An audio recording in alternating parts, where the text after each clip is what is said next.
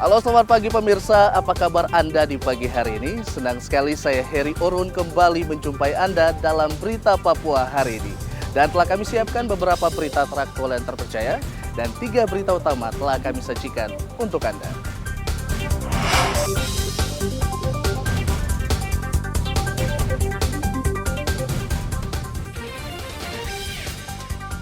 Warga Manokwari dihebohkan dengan bantuan beras yang sudah kedaluarsa.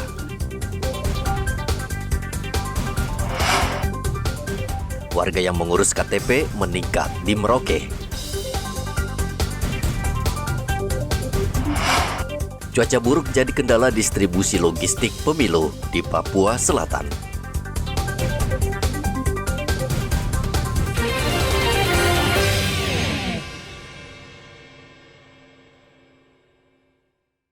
Inilah beras yang dibawa oleh panitia atau stunting ke masyarakat. Video berdurasi sekitar 1 menit ini memperlihatkan beras bantuan pangan untuk penderita stunting. Ternyata sudah kedaluarsa. Awalnya ini ditutup begini. Bantuan ini diberikan untuk penanganan stunting di Kampung Maisiepi, Manokwari, Papua Barat. Baru ketahuan kalau berasnya kedaluarsa. Beras terlihat keras dan tidak layak untuk dikonsumsi. Temuan ini berujung penolakan warga di Kampung Maisiepi, Manokwari terhadap program bantuan beras stunting.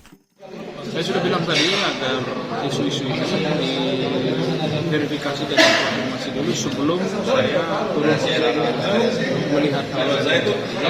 Tapi anak-anak di lapangan bersama Babin Kamtipmas, Babinsa, kemudian aparat pemerintah daerah sedang mengecek kondisi itu di lapangan. Apakah ada yang kedaluarsa itu atau apa? Soal kebenarannya, Jenderal. Ya nanti kita lihat. Saya juga baru baca di media di malam.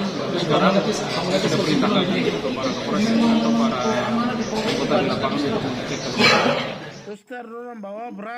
Polda Papua Barat masih menyelidiki kebenaran video tersebut dan meminta Babin Kamtipmas dan Babinsa serta aparat pemerintah untuk mengecek langsung ke masyarakat. Edi melaporkan dari Manokwari, Papua Barat. Meninggal berarti bawa ke provinsi Papua Barat. Menjelang pemilu, warga di Merauke mulai mengurus kartu tanda penduduk. Menurut Kepala Dinas Kependudukan dan Catatan Sipil Merauke, Justina, lebih dari 100 warga setiap hari datang mengurus KTP. Selain memasuki tahun politik, kenaikan jumlah warga yang mengurus KTP juga disebabkan nomenklatur dari Pemkab Merauke ke Pemprov Papua Selatan. Iya, ada peningkatan. Selain untuk pemilu, juga karena kita DOB, banyak orang dalam mengakses layanan, mereka membutuhkan identitas, sehingga memang mereka akan datang untuk mengganti KTP Papua menjadi Papua Selatan, dan ini paling banyak. Dan ke depan memang pemilu akan diakses menggunakan hak pilihnya dengan KTP ini ya. Ya, sesungguhnya di sistem itu, sistem sejak DOB ini disahkan, undang-undangnya keluar dan sah, itu di pusat mereka sudah langsung merubah sistem dari Papua menjadi Papua Selatan. Nah, sehingga dalam proses mengakses layanan publik, kemudian masyarakat datang untuk mengganti KTP-nya. Walaupun mereka tidak mengganti, ketika mereka mengakses, itu mereka sudah Papua Selatan. Hanya saja di tempat mereka mengakses layanan itu, mereka bisa saja meminta identitas dengan nomenklatur Papua Selatan. Nah, itu mereka kembali ke Dukcapil, diarahkan ke Dukcapil untuk mengganti KTP-nya. Saat ini Disdukcapil Merauke sudah mengeluarkan KTP dengan nomenklatur Pemprov Papua Selatan lebih dari 90%, dan ini menjadi target Disdukcapil di tahun 2023. Muhammad Ridwan melaporkan dari Merauke, Papua Selatan.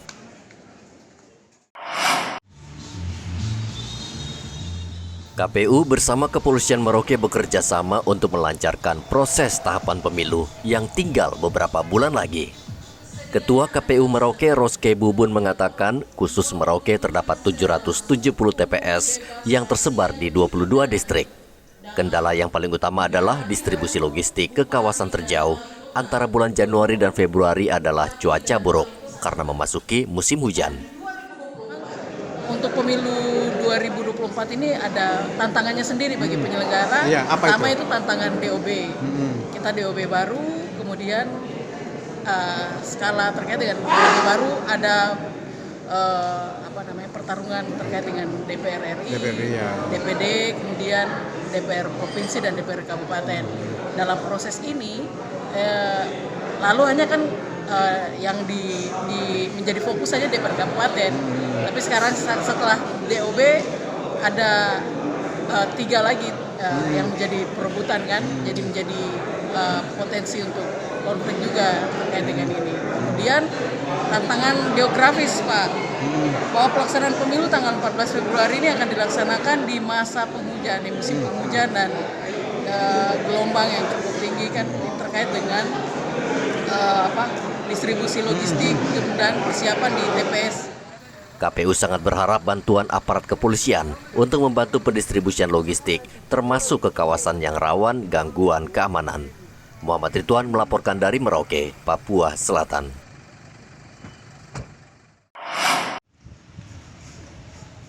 Penyebaran HIV di Merauke tidak hanya menjangkit kalangan pelajar dari SMP hingga mahasiswa, namun juga ibu rumah tangga.